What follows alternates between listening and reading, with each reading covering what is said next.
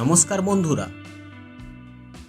এই বর্ষার সিজনে আমরা যে সকল আমাদের লেবু গাছগুলি আছে, যেমন মৌসুম্বি লেবু হোক, যে কোনো মাল্টা জাতীয় লেবু কিংবা কমলা লেবুর গাছ, এই সকল গাছগুলিকে আমরা এই বর্ষাকালে গাছের গোড়ায় কি খাবার দেব, কিভাবে দেব, সেসব নিয়েই আজকের ভিডিওতে আমি আপনাদেরকে দেখাবো যে কিভাবে খাবার দিলে যে সকল ছোট আকারের লেবুগুলি আছে সেই লেবুগুলি যাতে বড় হয় এই বর্ষা থেকেই।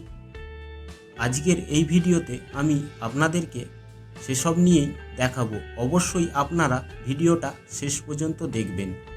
নমস্কার বন্ধুরা, আমি নবীন, আপনারা দেখছেন সেফ গার্ডেন। ভিডিওটা ভালো লাগলে অবশ্যই চ্যানেলটিকে সাবস্ক্রাইব করে রাখবেন, পাশে থাকা বেল আইকনটি প্রেস করে দেবেন পরবর্তী ভিডিওর নোটিফিকেশান পাওয়ার জন্য। আরও যদি কিছু জানবার থাকে অবশ্যই কমেন্টে লিখে জানাবেন। এই বর্ষাকালে আমাদের যে সকল লেবু গাছগুলি এখনও পর্যন্ত ফলের সাইজ বড় হচ্ছে না কিংবা ছোট আকারের হয়ে রয়ে যাচ্ছে, সে সকল ফলের সাইজগুলিকে বড় করতে আমাদের এই খাবারটি এই বর্ষাকালে আমাদের দেয়া খুবই গাছের গোড়ায় একটি গুরুত্বপূর্ণ কাজ। অবশ্যই আমাদেরকে এই খাবারটি যদি আমরা এই লেবু গাছের গোড়ায় দিতে পারি, আমাদের ফলের আকারগুলি ঠিক এরকম সাইজের হবে। আমার হাতে যে ফলটি দেখতে পাচ্ছেন, এটা হলো একটি মাল্টা মৌসুম্বি লেবুর গাছ। এর ফলের সাইজগুলো আপনারা হয়তো দেখতেই পাচ্ছেন যে কিরমভাবে সাইজ হয়েছে। তবে যে সকল ছোট আকারের ফলের সাইজগুলি হয়ে রয়েছে সেই গাছগুলিতেই আমি এই খাবারটি ব্যবহার করব। অবশ্যই আপনারা ভিডিওটা দেখতে থাকুন। আমি এখানে যে খাবারগুলি নিয়ে নিয়েছি সেগুলি একবার আপনাদেরকে দেখিয়ে দিই যে কি কি নিয়ে নিয়েছি। আমি এখানে প্রথমেই যে জিনিসটা আমার হাতে দেখছেন, এটা হলো ভার্মি কম্পোস্ট। এই ভার্মি কম্পোস্ট আমি এর মধ্যে 1 মুঠো মতো নিয়ে নিয়েছি। এই বর্ষাকালে কিন্তু ভার্মি কম্পোস্ট খুবই কম পরিমাণে গাছের গোড়ায় ব্যবহার করতে হবে, নয়তো ফাঙ্গাসের অ্যাটাক হতে পারে। আপনাদের কাছে ভার্মি কম্পোস্ট না থাকলে আপনারা শুকনো 1 বছরের গোবর সারও নিতে পারেন। তার সাথে নিয়েছি আমি 2 চামচ মতো হাড়ের গুঁড়ো, যেটা মৃত পশুর হাড় থেকে বানানো হয় গুঁড়িয়ে। তার সাথে নিয়েছি 1 চামচ মতো ছোট চামচের লাল পটাশ, আর এখানে 1/2 চামচ মতো নিয়ে নিয়েছি এপসম সল্ট, যেটাকে ম্যাগনেসিয়াম সালফেট বলা হয়।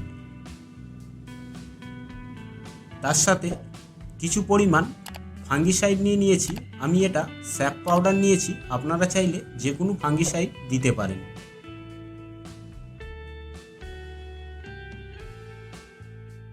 আর কিছু পরিমাণ আমি এখানে যে দানা দানা জিনিসটা দেখছেন, এটা হলো দানা অনুখাদ্য।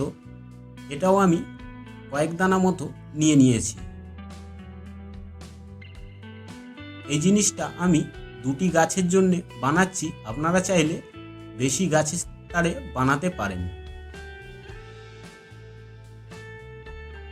এটা আমি এখন ভালোভাবে এক কাছে মিক্স করে নেব, যাতে ভালোভাবে মিক্স হয়। মিক্স হয়ে গেলে আমরা গাছের গোড়ায় এটা ব্যবহার করব।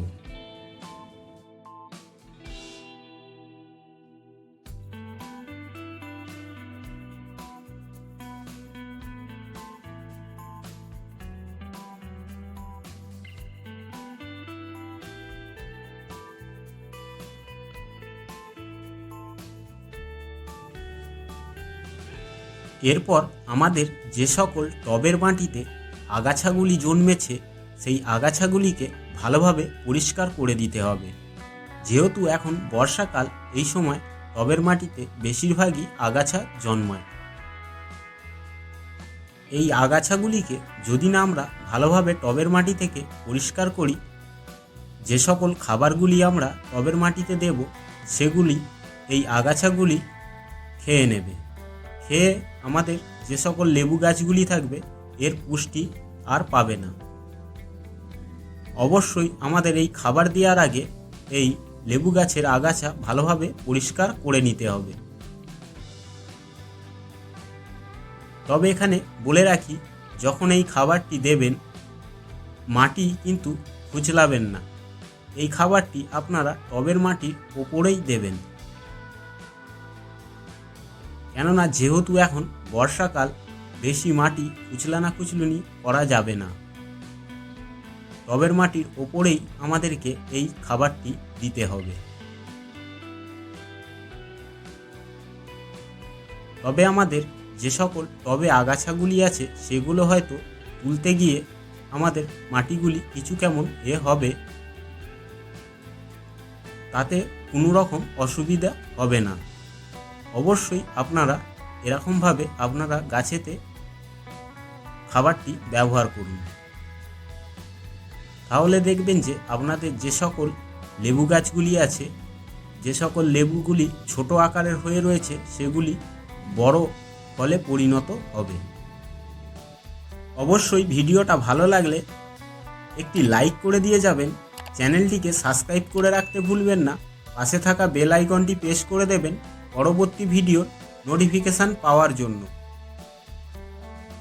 অবশ্যই আরও যদি কিছু জানবার থাকে কমেন্টে লিখে জানাবেন।